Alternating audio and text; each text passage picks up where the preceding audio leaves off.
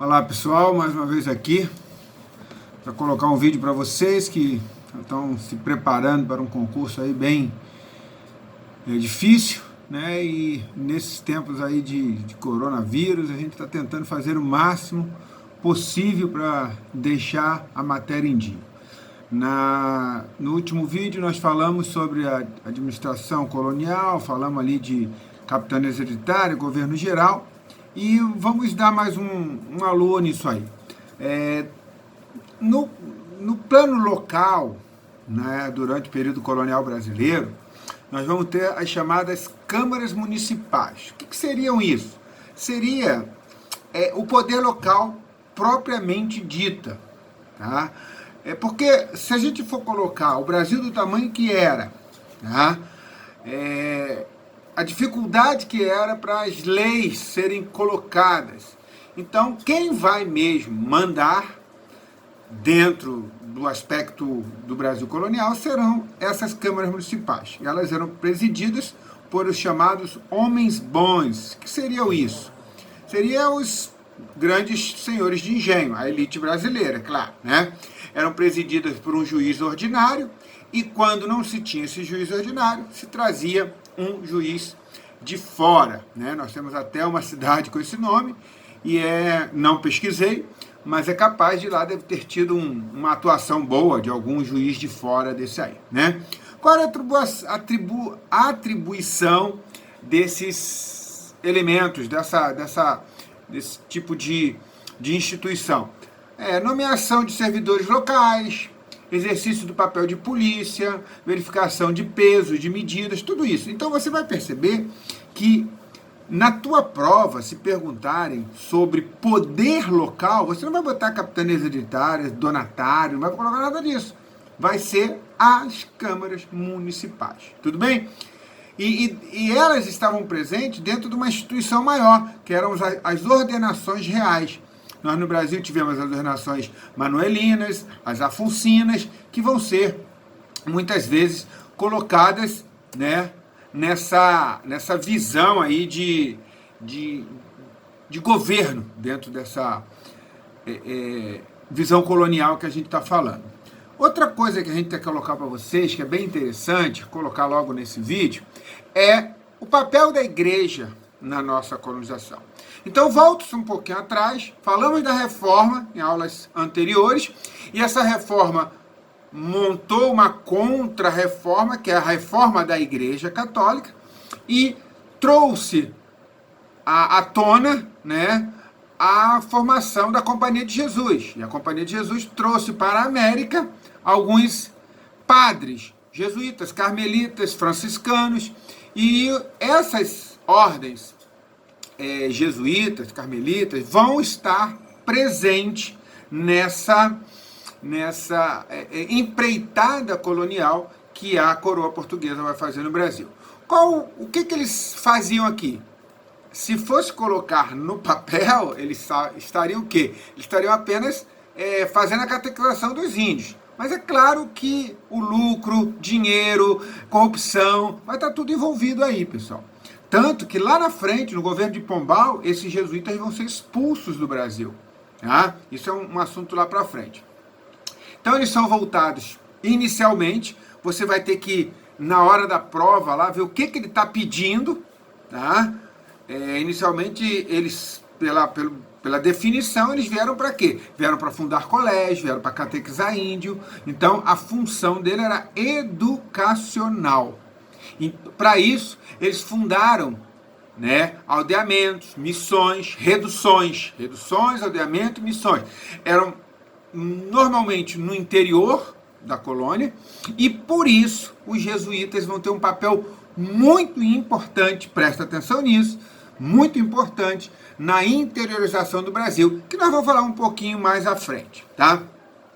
E agora, passando por uma visão econômica do nosso Brasil colonial, nós podemos dizer que, conforme Celso Furtado, nós vamos ter no Brasil aquela definição de ciclos. O que seria ciclos? Ciclos da economia do pau-brasil, da cana-de-açúcar, da mineração, do café. seria a ideia de um produto rei representando a economia. Tá? Vocês já viram comigo que o Brasil vai entrar na visão de plantation, né? Plantation seria produção para o mercado externo, mão de obra escrava, monocultura, tá? Então tudo isso envolvendo essa economia.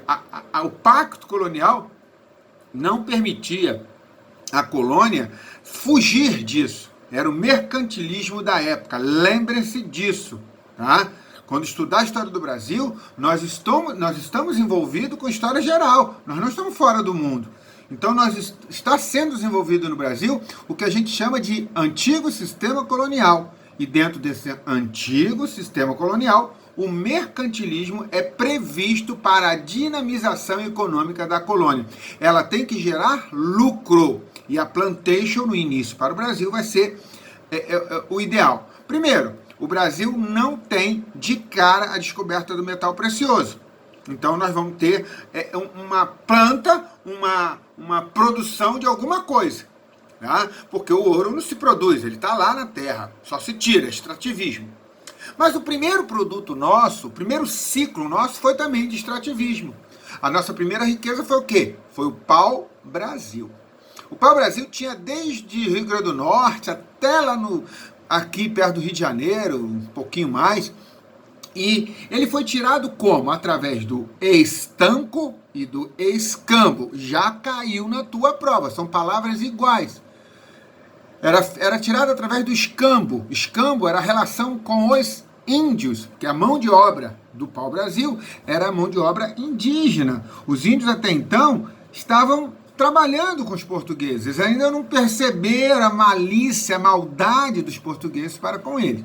Então, eles não entendiam muito por que tirar tanto pau-brasil, para que eles queriam tanta madeira, né? Eles não entendiam isso, mas tiravam porque recebiam em troca as bugigangas, né? Espelho, roupas, coisas bem básicas que o índio, coitado, bem inocente, né? Já falei para vocês isso em sala de aula, o índio é uma criança, ele gostava daquilo. E com isso ele vai fazendo esse escambo. Então ele tirava o pau-brasil, colocava nas feitorias, vinha o navio, vinha as embarcações e levavam para a Europa. Tudo bem? Então, e era também, além de escambo, era feito através do estanco. O que é o estanco? O estanco é a visão do monopólio do Estado. Então o pau-brasil, ele não foi cada um fazia, não, o Estado, a coroa portuguesa ia dizer quem poderia retirar o pau-brasil. E o maior, né, explorador de pau-brasil foi o senhor Fernão de Noronha, que dá o nome à ilha ali no litoral de Pernambuco. Tá? Uma das características muito grandes do nosso pau-brasil é que ele não fixa o homem à terra. Então, se ele não fixa o homem à terra, ele não cria uma sociedade. Então, nós não tivemos uma sociedade mineradora. Tá? E a atividade era extrativa, itinerante, tinha como mão de obra indígena e atendia já às especificações do que nós chamamos, há pouco tempo atrás, do mercantilismo europeu. Tá? Esse é o pau-brasil.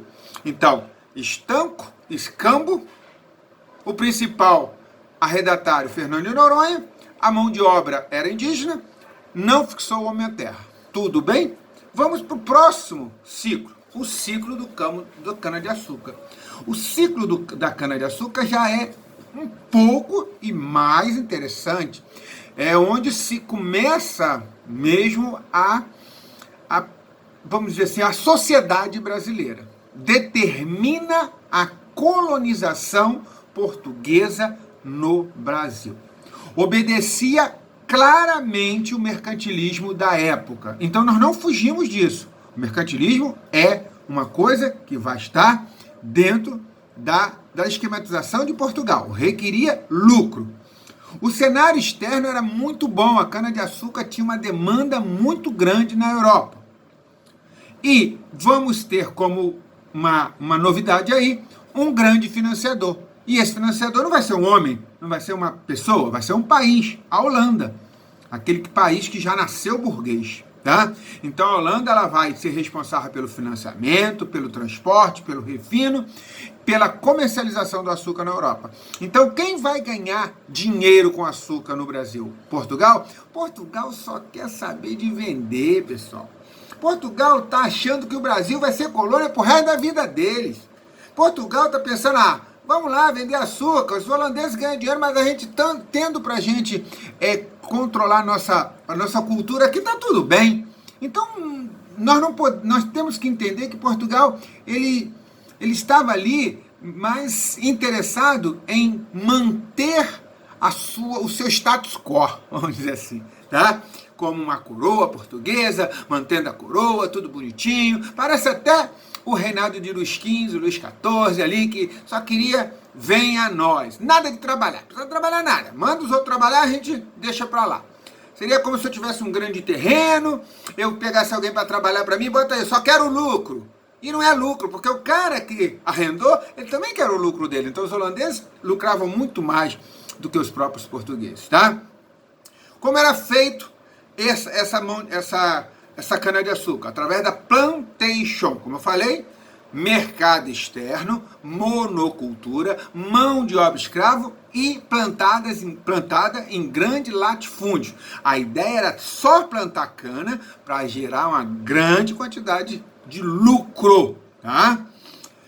Se formou uma sociedade diferente do pau-brasil, sim, uma sociedade escravista, tá? Que tinha uma unidade de produção. Qual era a unidade de produção? O engenho. Aquilo que você já viu em novelas da Globo, né? O engenho era a unidade de produção. Um conjunto de terras que era formado pelos canaviais, pelas pastagens, pela casa grande, pela senzala e também pelo o engenho ali, onde se fazia o açúcar e já colocava em barra para levar para a Europa, tá? Teve a sua decadência, né, iniciada no século XVI, devido à concorrência da produção das Antilhas. Isso vai se ver muito logo depois da expulsão dos holandeses, assunto que nós vamos falar um pouquinho à frente, tá? Mas é interessante você entender que a pecuária, que a cana-de-açúcar, ela teve uma ajuda. E essa ajuda vem que não é um ciclo, né, cara? É a pecuária. A pecuária não se dá um ciclo. Ela é apenas uma atividade subsidiária, aquela que ajuda a outra, subsidia a outra.